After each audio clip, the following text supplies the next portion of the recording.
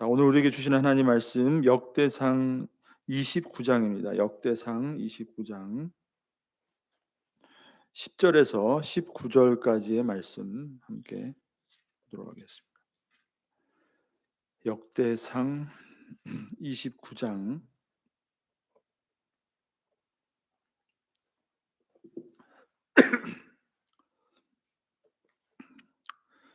10절에서 19절까지의 말씀입니다.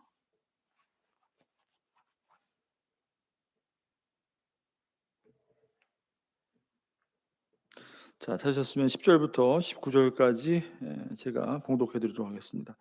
다윗이 온 회중 앞에서 여호와를 송축하여 이르되 우리 조상 이스라엘의 하나님 여호와여, 주는 영원부터 영원까지 송축을 받으시옵소서.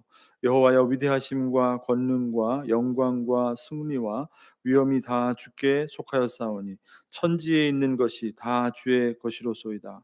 여호와여, 주권도 주께 속하였사오니 주는 높으사 만물의 머리이심이니이다. 부와 귀가 주께로 말미암고 또 주는 만물의 주제가 되사 손에 권세와 능력이 있사오니 모든 사람을 크게 하심과 강하게 하심이 주의 손에 있나이다. 우리 하나님이여, 이제 우리가 주께 감사하오며 주의 영화로운 이름을 찬양하나이다. 나와 내 백성이 무엇이기에 이처럼 즐거운 마음으로 드릴 힘이 있었나이까. 모든 것이 주께로 말미암아 싸우니 우리가 주의 손에서 받은 것으로 주께 드렸을 뿐이니이다. 우리는 우리 조상들과 같이 주님 앞에서 이방 나그네와 거류민들이라. 세상에 있는 날이 그림자 같아서 희망이 없나이다. 우리 하나님 여호와여, 우리가 주의 거룩한 이름을 위하여 성전을 건축하려고 미리 저축한 이 모든 물건이 다 주의 손에서 왔사오니 다 주의 것이니이다. 나의 하나님이여, 주께서 마음을 감찰하시고 정직을 기뻐하시는 줄을 내가 아나이다. 내가 정직한 마음으로 이 모든 것을 즐거이 드렸사오며 이제 내가 또 여기 있는 주의 백성이 주께 자원하여 드리는 것을 보오니 심히 기쁘도소이다. 우리 조상들 아브라함과 이삭과 이스라엘의 하나님 여호와여, 주께서 이것을 주의 백성의 심중에 영원히 두어 생각하게 하시고 그 마음을 준비하여 주께로 돌아오게 하시오며 또 내 아들 솔로몬에게 정성된 마음을 주사 주의 계명과 권면과 율례를 지켜 이 모든 일을 행하게 하시고 내가 위하여 준비한 것으로 성전을 건축하게 하옵소서 하였더라. 아멘.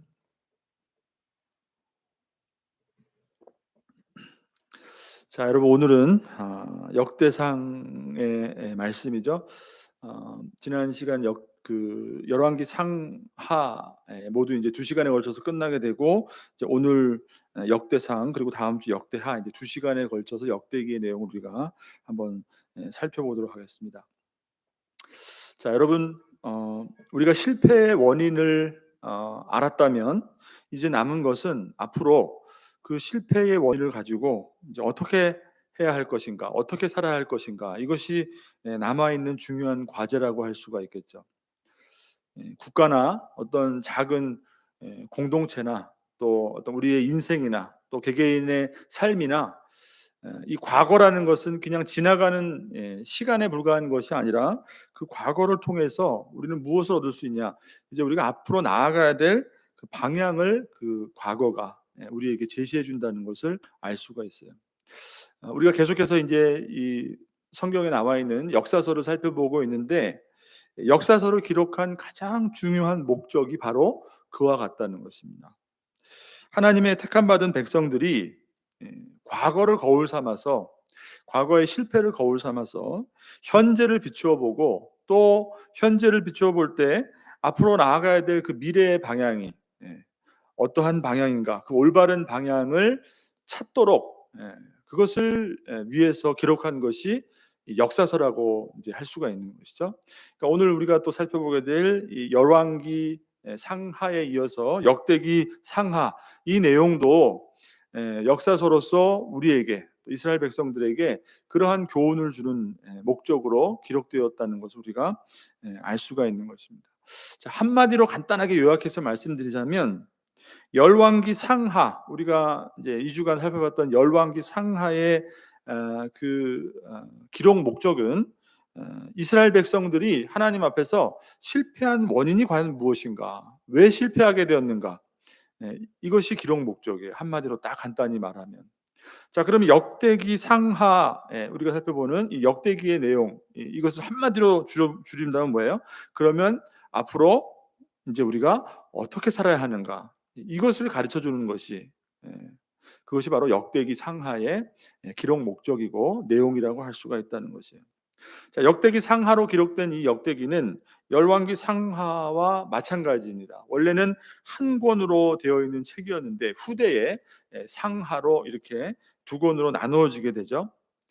역대기 상하에 기록된 내용은 이미 살펴본, 어떻게 보면 그 열왕들의 그 역사를 통해서 나타난 그 교훈들을 다시 한번 반복하는 것이에요.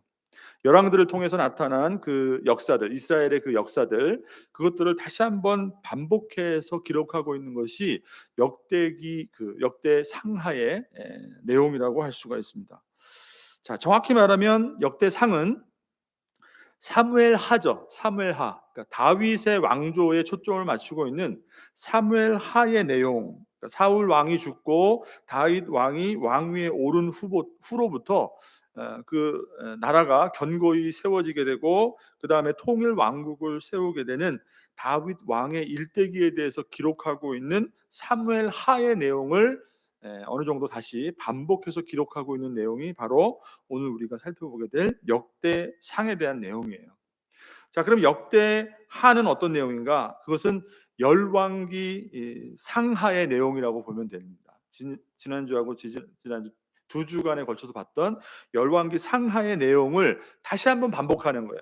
그러니까 솔로몬 왕으로 시작하는 그 통일 왕국이 어떻게 되죠? 남북으로 분열되게 되고, 그리고 끝내는 분열된 왕국이 다시 한번 이제 북이스라엘은 아수르에서 패망하게 되고, 이제 남유다는 바벨론에서 패망하게 되잖아요. 그리고 이제 그 바벨론 포로로 끌려가게 되잖아요.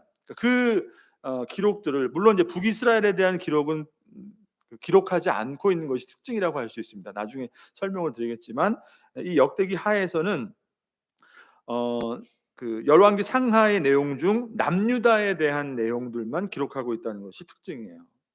자, 근데 그 분열 왕국이 이제 멸망하는 것, 거기까지만 기록하고 있는 것이 아니라 후에 포로로 끌려갔던 유다 백성들이 바사 왕 고레스에 의해서 다시 예루살렘으로 이제 귀환하는 그런 이제 내용까지가 역대기 하에 기록된 내용이라고 할 수가 있는 것이죠. 자, 그렇다면 여러분, 역대기 상하는 이 통일 왕국의 분열부터 패망의 역사, 이것을 그냥 단순히 한번 재차 반복하는 내용으로 그렇게 기록되고 있는가? 그렇지 않다는 거예요.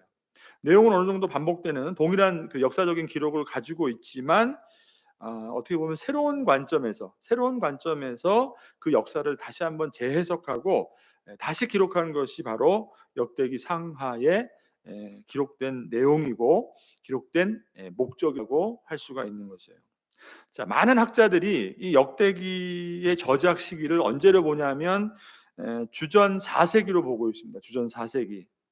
자, 이것은 어느 때를 말하냐면 이미 포로로 갔다가 바벨론 포로로 갔다가 바사 왕의 고레스 칙령을 통해서 다시 예루살렘으로 귀환한 세대, 그 이후에를 말하는 것이에요. 주전 4세기라는 것은. 자, 그렇기 때문에 역대기를 기록하고 역대기를 읽는 최초의 1차 독자는 누구이겠는가? 자, 우리가 지금 역대기를 읽는 것은 우리는 2차 독자예요. 최초에 이것이 기록되어서 이 기록된 말씀을 읽게 되는 1차 독자가 있는 것이고, 그 다음에 우리는 이 성경을 통해서 읽는 이제 2차 독자가 되는 것이죠. 역대기를 읽는 1차 독자는 누구인가? 아까 말씀드린 것처럼 70년의 포로 생활을 마치고 돌아온 포로 귀환 세대들이 이 역대기를 읽게 되는 1차 독자라는 것이에요. 그러니까 그들에게 주시는 어떤 그 하나님의 메시지가 역대기 상하에 기록된 내용이라고 보면 되겠죠. 자, 한번 여러분 생각해 보십시오. 70년 바벨론 포로로 끌려갔다가 거기서 바벨론이 다시 멸망하고 그 제국이 페르시아로 바뀌게 되고, 그래서 그 페르시아의 그 고레스 왕을 통해서 다시 한번, 참 하나님의 은혜죠. 하나님의 그 구속의 은혜를 통해서 그 포로로 끌려갔던 이스라엘 백성들이, 남유다 백성들이 70년 만에 다시 예루살렘으로 돌아왔단 말이에요. 자, 그렇게 됐을 때 다시 돌아온 예루살렘의 상황이 어떻게 됐을까요? 예전에 다윗 왕과 솔로몬 왕이 통치하고 있었을 때의 그때의 영광은 다 사라지고 이제는 뭐 완전히 달라진 땅으로, 예루살렘으로 돌아왔지만 완전히 달라진 땅으로 이 포로로 갔던 그 백성들이 돌아오게 되었다는 것이에요.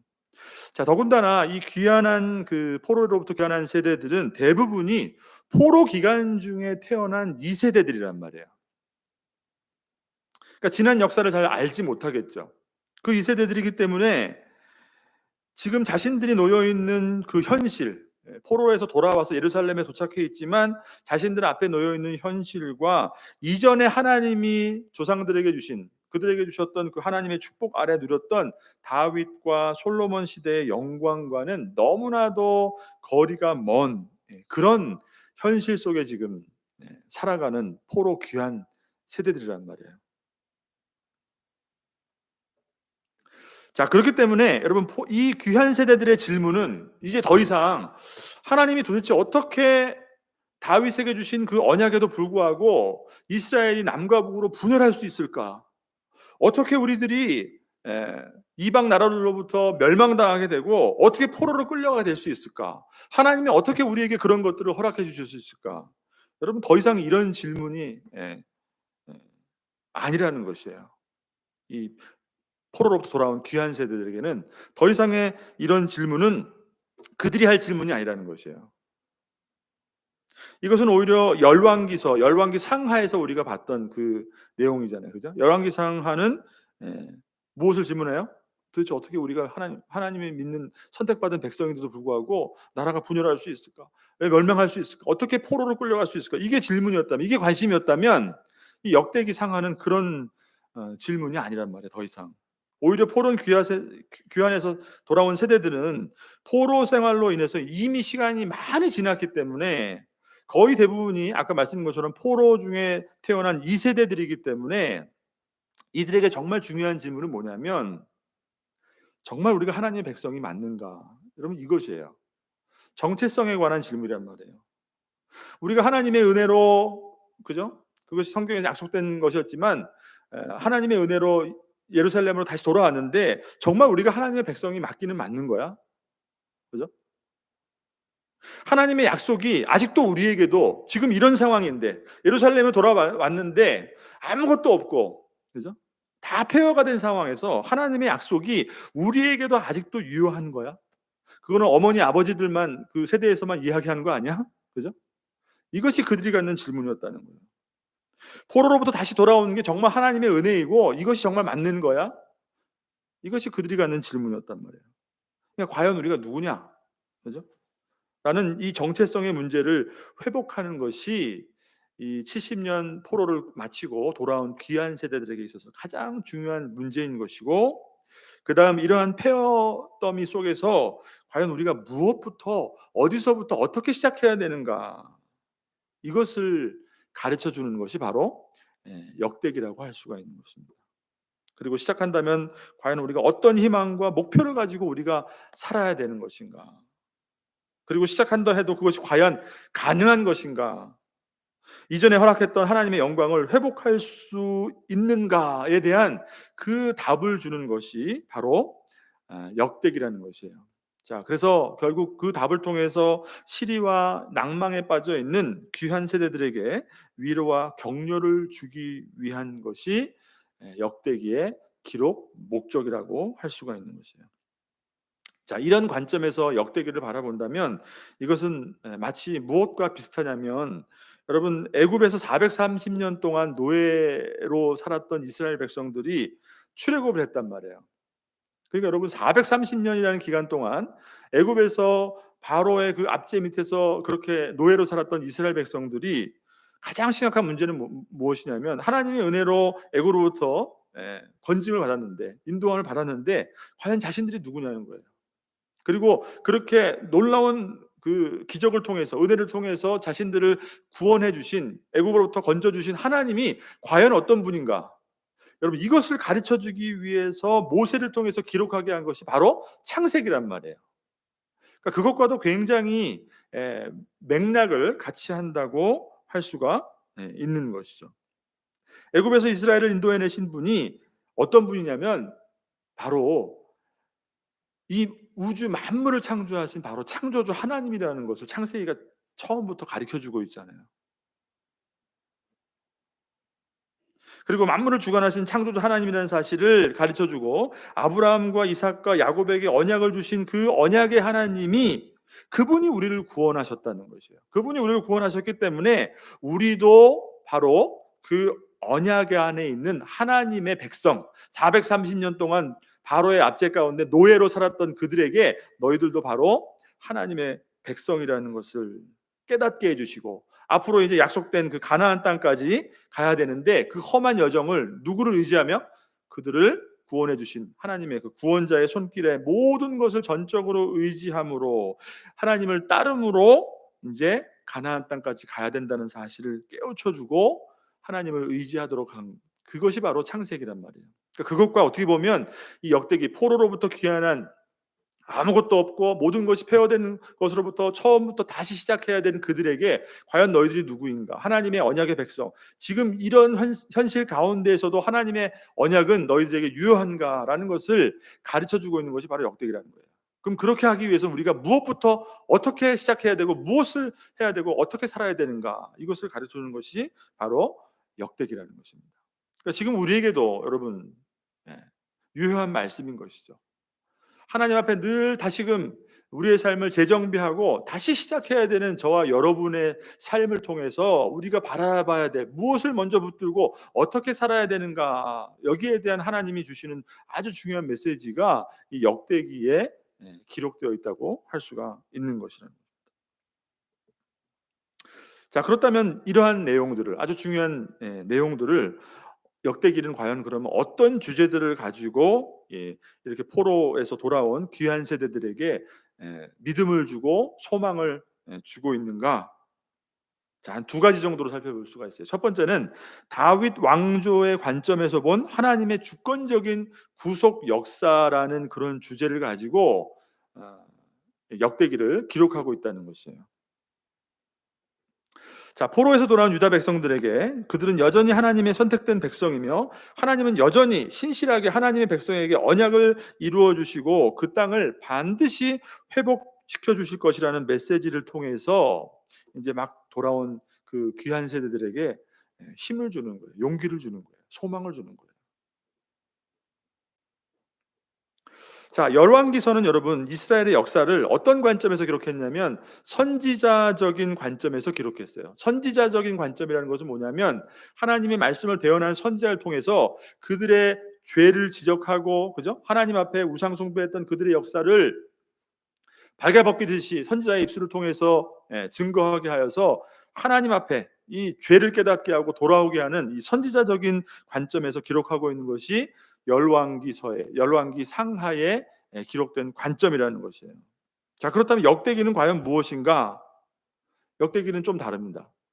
그렇게 인간의 거짓과 어떤 패역함과 인간의 연약함과 인간의 죄성에도 불구하고 하나님의 구속의 역사는 중단 없이 계속해서 하나님의 주권적인 구속의 역사가 계속해서 이어지고 있다. 이것을 설명하는 것이에요. 이것을 기록하고 있는 것이에요. 자, 그러기 위해서 오히려 그 북이스라엘과 그 남유다가 보여줬던 그 역사들에 비해서 역대기는 오히려 그럼에도 불구하고 다윗 왕조가 하나님의 은혜 가운데 어떻게 해서 계속해서 유지되고 있는가, 다윗 왕조의 정당성을 강조하고 있는 것이 역대기의 관점이라고 할 수가 있는 것이에요. 자, 그러니까 어두운 과거와 자신들의 현실에도 불구하고 하나님의 이 언약은 여전히 유효하다는, 그들이 가지고 있는 영적 유산, 하나님이 그들에게 주신 아주 귀한 영적 유산을 다시 한번 깨닫게 함으로 하나님께 소망을 두고자 한 것이죠. 자, 우리도 마찬가지입니다, 여러분. 우리가 살다 보면 낙심하고 낭망하고 열심히 하나님 앞에 살았는데도 불구하고 여러분 처음 다시 시작해야 되는, 그죠? 정말 삶의 환경을 보고 주변을 돌아보고 어떤 나의 환경을 보게 되면 정말 아무것도 남아 있는 게 없어요. 그때 우리는 좌절하게 되고 무엇이 잘못됐는가? 어떻게 해야 되는가? 네. 그럼에도 불구하고 하나님이 역대기를 통해서 우리에게 주시는 말씀이 뭐예요? 메시지가 뭐예요? 오직 하나님께 소망이 있다는 거예요. 그럼에도 불구하고 하나님이 우리를 택하시고 우리를 통해서 이루어 가시는 구속의 역사는 지금 우리가 눈앞에 보여지는 그 현실, 이거 다 끝났구나, 아니구나 라고 생각할지 모르겠지만 하나님은 끝나지 않았다는 것을 우리에게 말씀해 주고 있다는 것이에요. 자, 이게 굉장히 중요한 역대기를 기록하고 있는 가장 또 중요한 주제라고 할 수가 있는 거죠. 또 한 개는, 마지막 한 개는 하나님과의 관계를 다시 회복하는 성전 중심의 참된 신앙에 대해서 이 역대기는 말씀해 주고 있다는 거죠. 자, 포로 귀한 세대가 앞으로 나가야 될 방향은 오직 한 가지예요, 여러분. 그들이 앞으로 어떻게 살아야 되는가? 그것은 오직 한 가지인데, 그것은 뭐냐면 하나님과의 관계를 다시 회복하는 것이란 말이에요.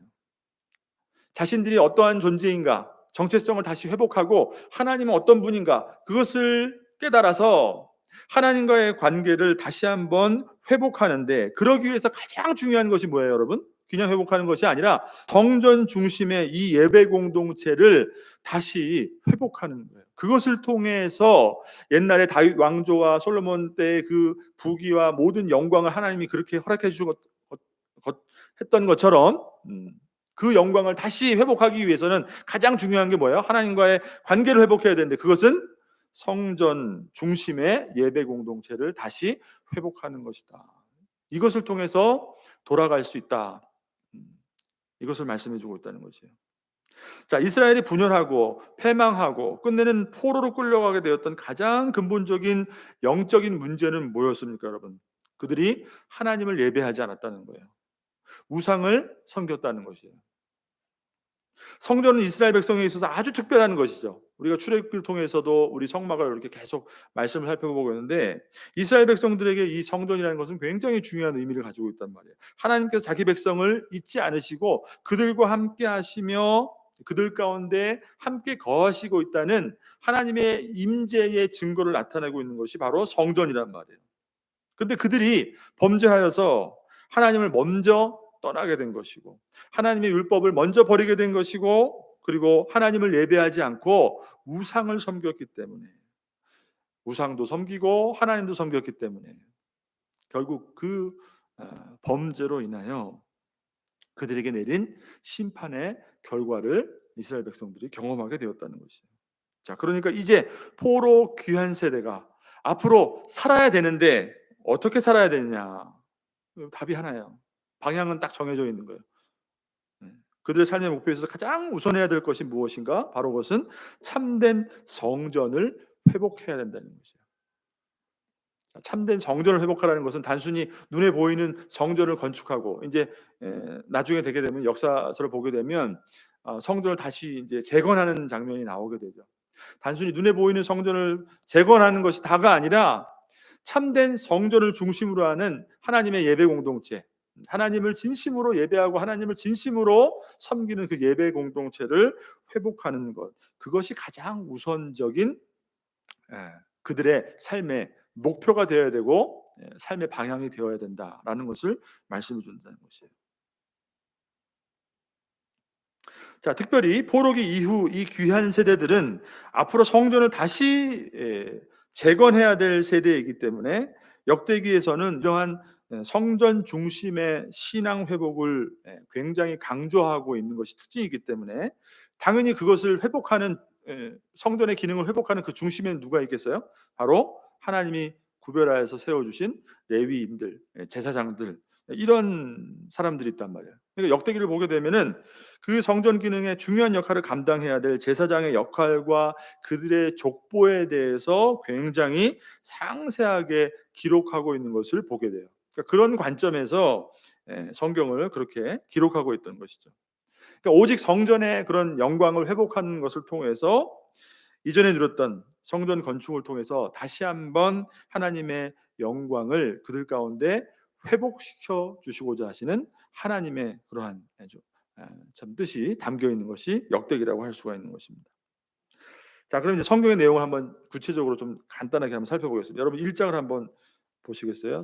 역대기 상 1장을 한번 펴보시면, 자, 이 역대기 상의 내용은 크게 그 두 개로 나눌 수가 있어요. 먼저는 1장부터 9장까지의 내용이에요. 1장부터 9장까지. 1장부터 9장은 여기 보시면은 족보가 등장을 하죠. 계보가 나오죠. 자, 이것을 한마디로 말하면 약속의 계보라고 할 수가 있어요. 자, 1장 1절을 보시면, 자, 아담, 셋, 에노스 이렇게 나오죠. 그러니까 이 족보가 여러분 갑자기 뜬금없이 포로 귀한 세대들에게 첫 장 1절부터 말씀하신 하나님 말씀이 아담, 셋, 에노스. 그러니까 창조 이래 아담의 족보로부터 지금 말씀이 시작되고 있는 거예요. 자, 그리고 9장 끝에 가보면 어디까지 이것이 이어지게 되냐면, 바사왕 고레스 칙령을 따라서 귀환하게 되는 그 귀한 세대들, 그 귀한 세대들까지 기록되어 있는 족보가 바로 1장부터 9장까지의 기록이에요. 자, 우리에게는 여러분 족보가 일단 딱 나오면 어떻게 느껴집니까? 우리에게는 별로 상관이 없는 것 같고 어렵고 이해가 되지 않는 이름이 계속해서 나열되어 있기 때문에, 자, 우리에게는 굉장히 어려운 내용일지 모르겠지만 여러분 이스라엘 그 포로 귀환한 세대들의 입장에서 본다면 그들에게 있어서는 여러분 너무나 중요한 내용들이죠. 이 족보가 왜 중요하겠습니까, 여러분? 그들이 과연 누구인가? 우리가 과연 누구인가에 대한 정확한 답을 주는 것이 바로 이 족보이기 때문에 열왕기 역대상이 창조 이래 아담의 족보로부터 지금 포로 귀한 세대들까지 이 족보가 이어지고 있는 것이에요. 자, 이 족보의 핵심을 간단히 요약을 하면, 자, 아담을 시작해서 셋으로 이어지고 그 다음에 노아로 이어지고 셈으로 이어지고 그 다음에 아브라함으로 이어지고 이삭과 야곱과 유다 그리고 다윗 왕의 이 계열로 이어지는 것을 보여주고 있어요. 간단하게 요약을 하면 그래요. 자, 이를 통해서 보여주는 것이 뭐냐면 하나님의 구속사의 이 정통성, 아담으로부터 하나님이 인류를 창조하실 때 아담으로부터, 그리고 인간에게 죄가 들어왔는데 그 이후로 하나님의 구속의 역사가 멈춰지는 것이 아니라 아담으로부터 셋으로부터 노아로부터 셈으로부터 그 다음에 아브라함에 이르기까지, 그래서 그 아브라함으로부터 이스라엘 민족이 나오게 되고, 그죠? 그 다음에 야곱으로부터 이삭부터 야곱, 유다, 다윗까지. 그러니까 그들이 누구예요? 그러니까 우리에게는 너무나 생소하고 먼 것처럼 어렵게 느껴지는 이 족보이지만 그들에게는 어떤 의미 있어요? 우리가 과연 누구인가? 우리가 정말 하나님이 택하신, 그리고 그 택하신 백성을 통해서 구속의 역사를 이루어 가신 그 하나님의 그 구속사 가운데 우리가 포함되어 있구나, 이것을 보여주고 있는 것이에요. 그러니까 굉장히 중요한 것이죠, 그들에게 있어서는.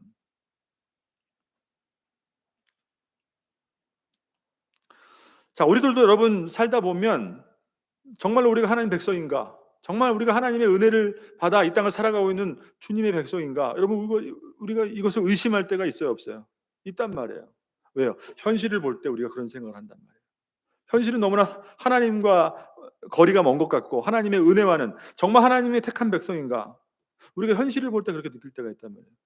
그때마다 우리가 다시 한번 회복해야 될 신앙이 뭐예요? 우리의 정체성이란 말이에요. 우리 정체성. 정말로 그리스도의 십자가의 보혈의 피로써 죄로부터 건진받은 하나님의 자녀된 그 사실을 우리가 다시 한번 기억하고 정말 하나님의 거룩한 백성이구나라는 것을 우리가 회복하는 것, 이것이 굉장히 중요한 것이죠.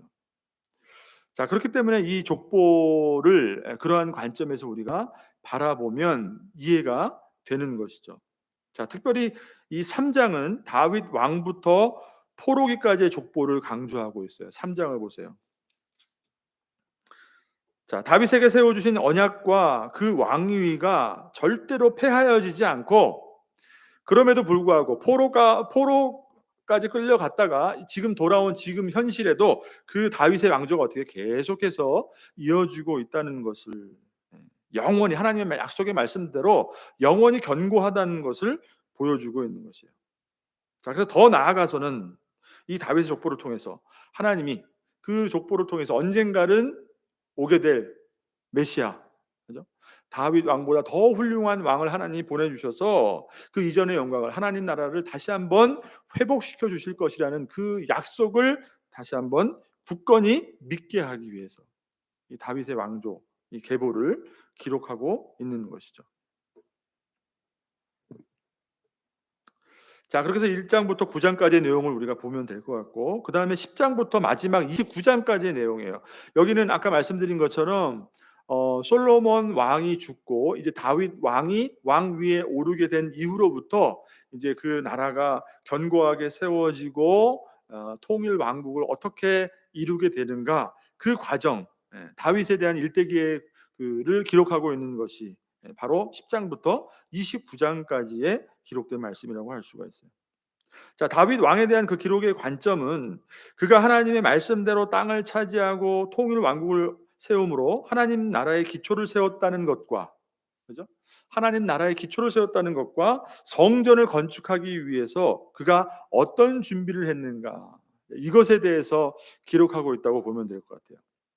자, 근데 역대기의 중요한 관점은 그냥 단순히 다윗이 하나님의 은혜로, 하나님이 은혜를 많이 주셔서 다윗 왕조가 번성하게 되었다, 번영하게 되었고, 그리고 나라가 아주 견고하게 세워지게 되었고, 하나님이 은혜 주셔서 성전 건축을 준비하게 되었다. 단순히 그냥 그것을 말씀하고 있는 것이 아니라 이 모든 다윗 왕국의 번영과 성전을 그가 건축할 수 있게 되었던 모든 그 영광의 중심에는 뭐가 있었다는 것이에요? 하나님이 친히 그들 가운데 계셔서 그들에게 말씀하시고, 그리고 왕은 그 말씀을 듣고 절대적으로 하나님 말씀에 복종하고, 그렇게 왕을 통하여서 하나님이 친히 다스리는, 하나님을 왕으로 모시는 성전 중심의 신앙이 있었기 때문에 다윗 왕국이 그렇게 견고하게 하나님의 은혜 가운데 세워줄 수 있게 되었고, 그렇기 때문에 다윗이, 물론 다윗은 성전을 건축하지 못하죠. 그 후대에 솔로몬이 성전을 건축하게 되지만 하나님의 은혜 가운데 성전을 건축할 수 있는 그 기초를 마련하게 되었다. 이것에는 하나님을 향한 분명한 어떤 그 신앙의 중심이 있었기 때문에 그렇게 다윗 왕국이 번영하게 되었다, 하나님의 영광을 누리게 되었다라는 것을 말씀해 주고 있다는 것이에요. 자, 그러니까 그것을 통해서 보여주시고자 하는 것이 뭐예요?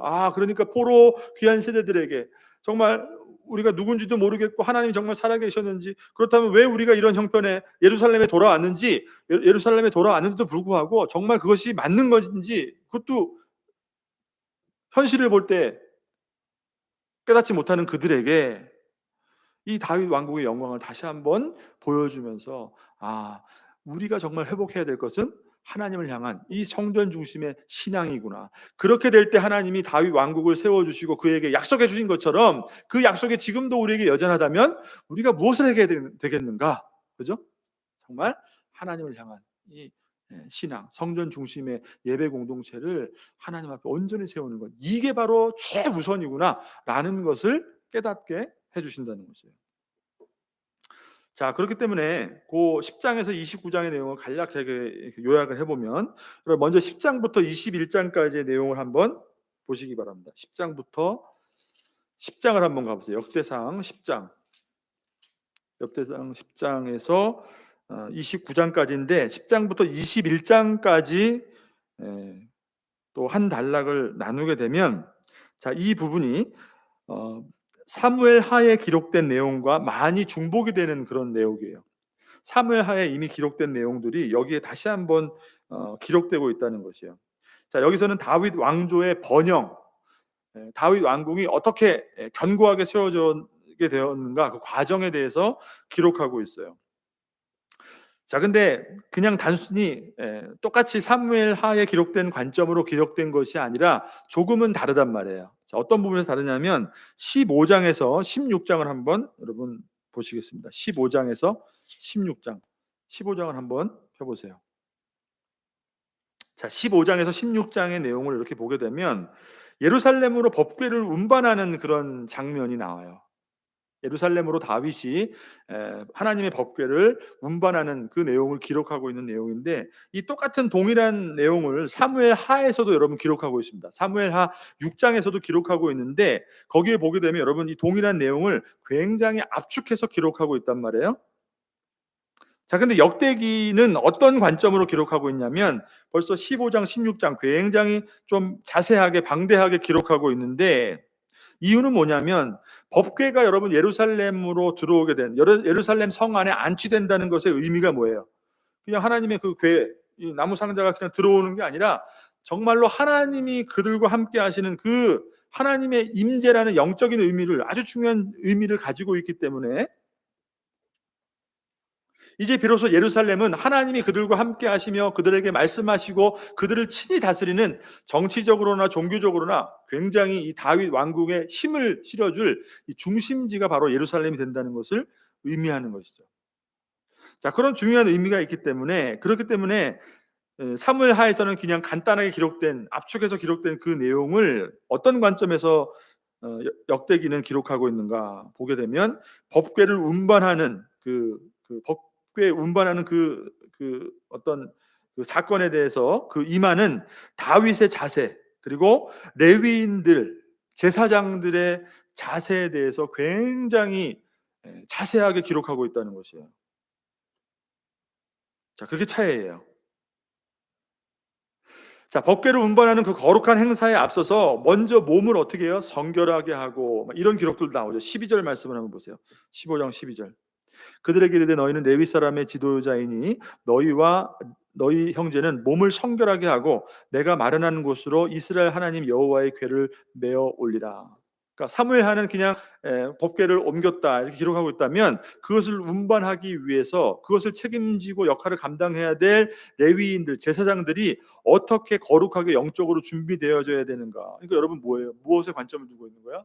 역시 성전 중심의 그 신앙이 과연 어떻게 되어 준비되어져야 되는가, 이런 관점에서 기록하고 있는 것을 보게 되는 것이에요. 자, 그리고 13절을 보세요. 13절.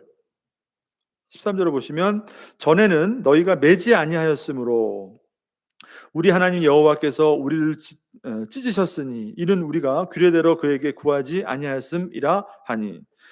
여러분, 이것은 뭐냐면 다윗이 1차적으로 법궤를 한번 옮기려 했단 말이에요. 근데 그때는 하나님이 분명히 그 율법에 기록된 대로 법궤를 제사장들이 이렇게 어깨에 둘러 메고 와야 되는데 수레에다 싣고 왔단 말이에요.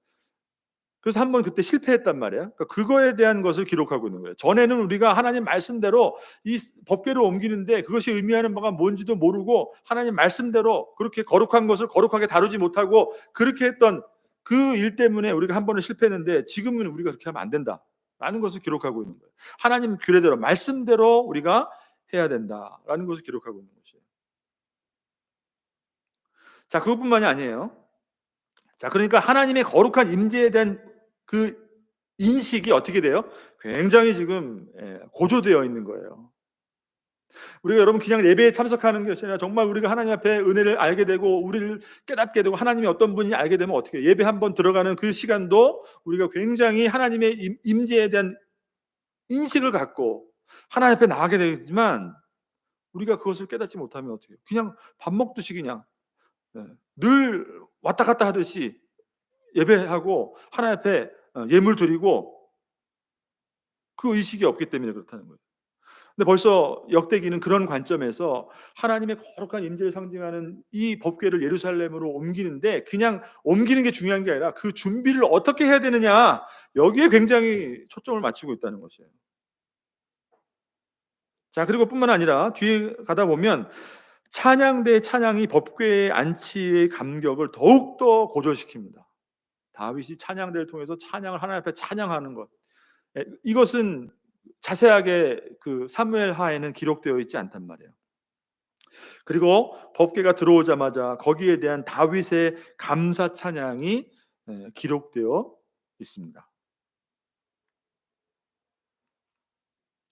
그러니까 하나님의 그 임재를 향한 다윗의 신앙관, 그죠? 예배관, 이러한 것들이 좀더 아주 부각이 되어서 강조되어서 역대기는 기록이 되어 있다는 것이죠. 그러니까 자연스럽게 그 백성들에게 무엇을 요구하는 거예요? 하나님을 어떻게 섬겨야 된다는 거예요, 여러분? 그냥 섬기면 안 된다는 거예요. 하나님의 거룩한 임재 앞에 늘, 그죠? 우리가 출애굽기 성막을 통해서 배웠던 것처럼 그런 준비가 굉장히 중요하다. 이것을 통해서 영적인 회복이 시작된다는 것을 말씀해 주고 있는 것이에요. 자, 그러니까 그런 관점이 굉장히 다르다는 것, 같은 역사를 기록하고 있는 것 같아도 다르다는 것을 알 수가 있죠. 자, 그리고 22장부터 마지막 29장까지는 이제 다윗이 성전 건축을 준비하는 그런 과정에 대해서 기록하고 있어요. 물론 솔로몬 아들 때의 성전을 이제 건축을 하게 되지만 다윗은 준비까지만 하죠. 자, 그래서 22장을 보게 되면 성전 건축을 준비하는 다윗의 모습이 나오게 되고, 그냥 단순히 준비하는 것이 아니에요, 여러분. 23장부터 26장까지 한번 성경을 이렇게 훑어보세요. 23장부터 레위 사람의 일, 이렇게 소제목이 나오죠. 24장 제사장 직분을 맡은 사람들, 레위 자손 중에 남은 자들, 찬송을 맡은 사람들, 성문 문지기, 성전 곡간을 맡은 사람들, 그죠? 이러한 내용들도 우리가 보게 되면 굉장히, 이거 정말 우리에게 무슨 큰 의미가 있는가, 이런 것까지 읽어야 되나. 그러니까 다윗 성전 건축을 어떻게 준비했다는 거예요? 그리고 이것은 다윗 마음대로 준비한 것이 아니에요. 하나님이, 여러분 출애굽기에서도 하나님이 양식대로, 하나님이 적어준 양식대로 그 성막을 건축했던 것처럼 이 성전도, 솔로몬의 성전도 마찬가지인 것입니다. 다윗의 머릿속에서 나온 것이 아니라 하나님이 하나하나 다 가르쳐 주셔서 성전을 어떻게 만들고 성전의 직무들을 어떻게, 하나님 지혜를 주셔서 성전의 직무 맡은 자들을 어떻게 책임을 분담하게 되고, 이런 것들을, 그러니까 성전의 기초를 정말로 세운 사람이 바로 다윗 왕이라고 할 수가 있는 것이에요. 24장을 보게 되면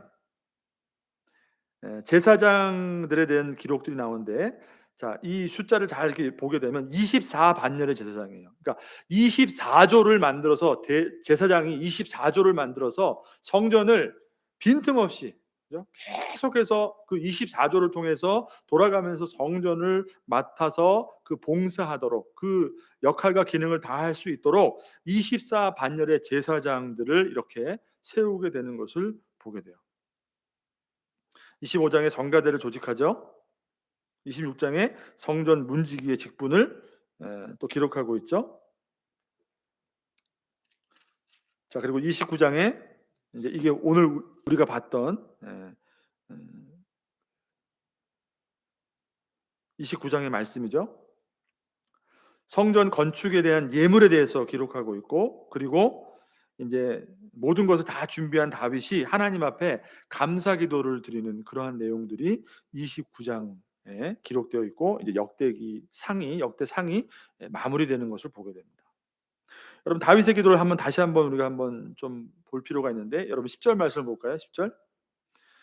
자, 모든 준비를 마친 이 다윗이 하나님 앞에 감사 기도를 드리는 거예요. 다윗이 온 회중 앞에 여호와를 송축하여 이르되 우리 조상 이스라엘 하나님 여호와여, 주는 영원부터 영원까지 송축을 받으시옵소서. 자, 그리고 그 감사의 기도 내용이 쭉 나오는데, 그럼 12절 보시면 부와 귀가 주께로 말미암고, 그죠? 주는 만물의 주자가 되사 손에 권세와 능력이 있사오니 모든 사람을 크게 하심과 강하게 하심이 다 주의 손에 있습니다. 그러니까 중요한 것은 뭐냐면, 지금 본인이 성전 건축을 허락받지는 않았지만 성전 건축, 그러니까 아들 솔로몬이 할 수 있도록 자신이 준비를 하는 모든 과정 가운데 하나님 앞에 무엇을 고백하는 거예요? 무엇을 감사하는 거예요? 내가 이렇게 준비할 수 있었던 것, 모든 것을 내가 준비하는 것처럼 백성들이 한 마음으로 함께 하나님 앞에 모든 예물을 드리고 아낌없이 자발적으로 자원하여서 이 예물을 드리고 우리가 이렇게 할 수 있도록 우리에게 모든 힘을 주신 것은 다 하나님으로부터 온 것입니다. 여러분 이것을 고백하고 있는 것이에요.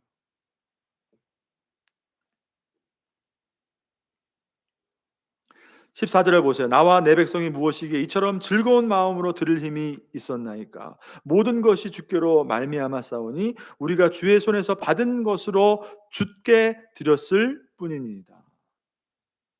성전을 건축하지도 않는데 성전을 건축을 준비하는 그 다윗의 모든 준비의 자세부터 시작해서 하나님 앞에 드리는 모든 그 결과물까지, 이것 중에서 우리가 무엇을 볼 수가 있습니까, 여러분? 정말로 그때 다윗 왕 때에 다윗 그 왕조가 그렇게 견고히 세워지게 되고 부와 영광을 누릴 수 있게 되었던 것은 어디에 있다는 것을 말씀해 주는 것이에요. 그냥 하나님이 그냥 복 주시고 은혜 주셔가 아니에요, 여러분. 정말 하나님을 향한 그 신앙, 하나님의 그 임재를 향한 다윗의 그 거룩한 신앙, 하나님 앞에 모든 것을 다 드려도 아깝지 않고 모든 것을 드려도 이것은 다 하나님이 내게 주신 은혜이기 때문에 내가 하나님 앞에 즐거운 마음으로 다 드릴 수 있습니다.